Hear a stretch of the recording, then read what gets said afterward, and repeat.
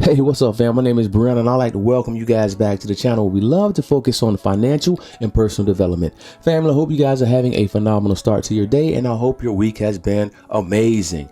Now, before I get started with the video, why lottery winners go broke, I want to give you guys a word out of a book in my library, The Magic of Thinking Big. I've been reading from this book quite often lately. It's a phenomenal book. I think everyone should have this book in their library, okay? And if you're interested, the link is in the description. All right, now before I get a chance to read this word to you guys, make sure you hit that subscribe button, okay? Now here it goes. Don't let ideas escape. Write them down. Every day, lots of good ideas are born only to die quickly because they aren't nailed to paper.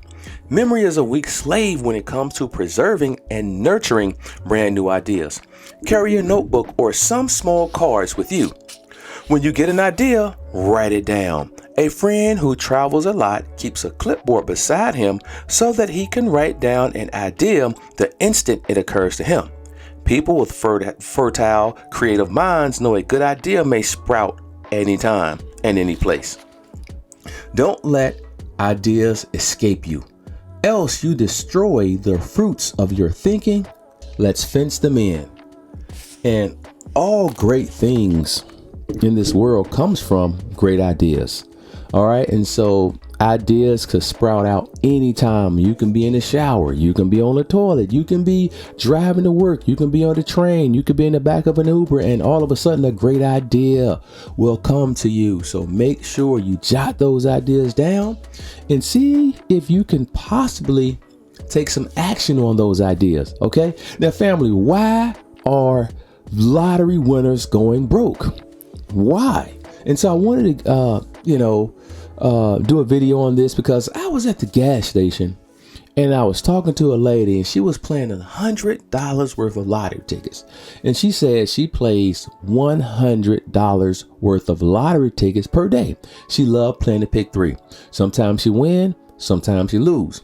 So occasionally she may hit a $500 target. Sometimes she may hit a $40 or $80 target. But ultimately, in the long run, she's going to lose money, and she's going to lose a lot of money. But some people are just so caught up in the game or the idea of winning a little bit of money, regardless of how much money you spend.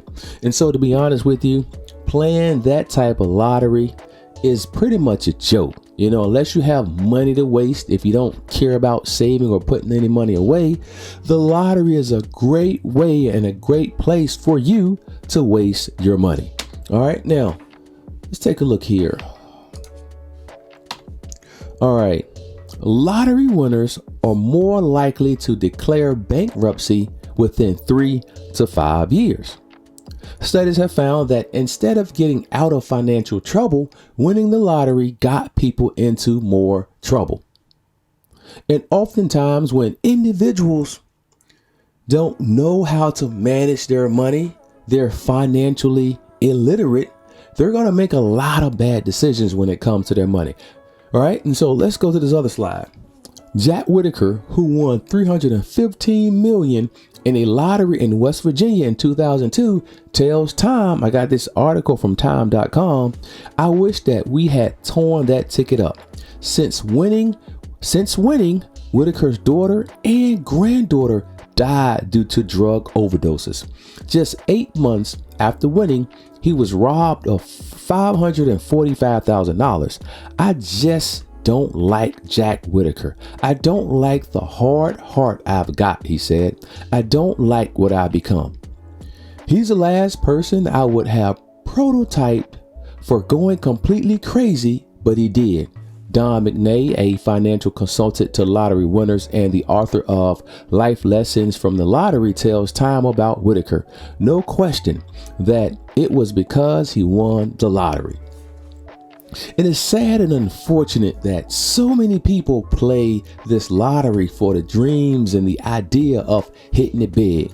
But oftentimes when you're poor, you don't understand money, you don't understand how money works, you will put yourself in a worse situation than it was before.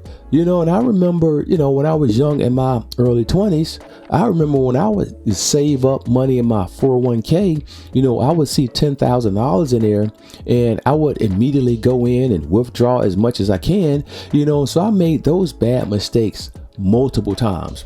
Now, I know people that has been, working for companies for 10, 15, 20 years that has done that. Every time their 401ks, their DPS get up to a good amount of money, what do? They go in and try to withdraw that money. They say, well, I have bills to pay, or I want to pay for my kids' Christmas. I want to, buy a new car, put a down payment on the new car. And all they are doing is pretty much ruining their future. And so I know individuals that have worked for companies for 20 years, making $80,000, $100,000 a year. And they ultimately retire with $50,000, $60,000 saved up in their retirement account, because every time they saw their account growing, they took an opportunity to make money out.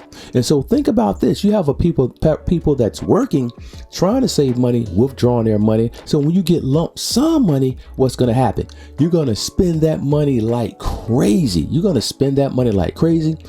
have friends and family members.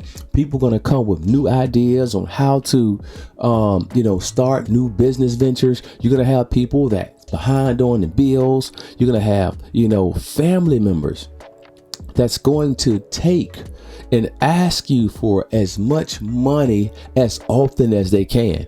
These are the things that happen. And one of the most important words in your vocabulary when you begin to acquire wealth is the word no. And most people don't know how to say no, because once you get a large amounts of money, you say to yourself, well, I can do it this time. I can do it that time. I have plenty of money. Then all of a sudden, you're going to blow a large amount of your money just giving it away to people, giving your money away freely, right? And so there are things that you must do if you come into a large amount of money. All right. So what to do if you win? Now, number one, you must seek wise counsel. Now, remember, if you come into a large amount of money, most people are going to know you based on your history, based on your background. And so if you were working at 7-Eleven and all of a sudden you played and you hit for hundreds of millions of dollars, they're going to have a good idea of your financial sense. And so this is why it's important to go to stable, large institutions. Don't go to this one guy who's a broker and he's trying to do his own thing, because those are the type of guys that'll take money from you and you won't even know it. You want to go to companies that have trillions of dollars under assets. So you take a look at a company like Fidelity. You go and talk to those people, because those people have trillions of dollars under assets. So they're going to help lead you in the right way, right? And also talk to multiple people, right? So you may want to go to Wells Fargo. You may want to go to Chase Bank. You may want to go to TD Ameritrade. You want to go to places that have a large amount of assets under their portfolio, because ultimately the more options you have, the more you could divvy up your money into separate accounts. That way you can actually not put all of your eggs in one basket. All right. So again, we want to seek wise counsel. We want to talk to professionals of large institutions that have large amounts of cash, so we can do what's best for us when it comes to making our financial deposits. What we're going to do when we get that check. All right. We want to make sure we make great decisions. Second, again, like I said a few minutes ago, you must learn to say no. Now, it's okay to give money to friends, to give money to family, but don't let people abuse you, because those are the things that happen when you have a large amount of cash at your disposal, whether it's your kids, whether it's your sister, your siblings, family members, co-workers, businessmen. Everyone is going to be coming to you with ideas. And so oftentimes, I've seen where, people that were successful at keeping their money from lottery winnings, they would relocate to another state, relocate to a vacation state like Florida, Orlando, where you could stay under the radar, right? Now you can't move to Miami and try to buy a house next door from LeBron James, and then once people start asking you where you got your money from, you telling them you won a lottery, and now you just created a whole windstorm of new people coming to you trying to take your money. All right, again, learn to say no, right? If you can't learn to say no, you're gonna lose your money really, really fast. Okay, all right, so that's number 2. Also educate yourself, right? And so what we want to do is, if we come into a large amount of money, we want to begin to educate ourselves. Now, I'm coming into this large amount of money. What should I put this money in? Should I put this money in a money market account? Should I invest in some CDs? Should I invest in guaranteed interest accounts? Should I invest in index funds? Should I invest in the stock market? Should I invest in mutual funds? So there are a plethora of vessels that you could deposit your money in to help your money grow and also safeguard your money. Okay, so but it's very, very important to take some classes. You're going to have a lot of time on your hand. You're not going to be working anymore. After you vacation, you travel the world, eventually that's going to get old. And so when you do all that, you finish doing all those things, sit down, educate yourself, take some classes and start learning about the economy and how the economy works and how you could put your money in a good position where you don't have to go for huge gains, but you also don't have to go for position yourself so you can have huge losses as well. Okay, remember, you must educate yourself, okay, when you have this type of large winnings. And also, you got to be disciplined, right? And so again, seek wise counsel. You're going to say no to people. You're going to educate yourself, and you must stick to these things. You cannot waver from who you are as a new individual, right? So when you are, you come into this large amount of money, you're going to be transformed into a new person. You're going to be transformed into a new way of thinking. You can't save the world. You can't take care of everybody. But what you can do is educate yourself, surround yourself with successful people that's going to help you long term. All right. We got to be disciplined. All right. Now, that's all I have for you guys, man. When it comes to the lottery, I think I hit the nail on the head with a couple of these. Then if you guys have any new comments, any comments on this, hey, make sure you hit the comment section and let me know what you guys think about the lottery.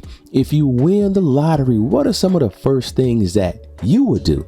Right? What will you do? Will you set mom straight and then you move to another country? Would you move to another state? Will you change your name and your location geographically? Let me know in the comments what you will do. Now, family, I hope you guys have enjoyed this video. If you did, hit that like, subscribe, and keep coming back for more wealth building information. Peace.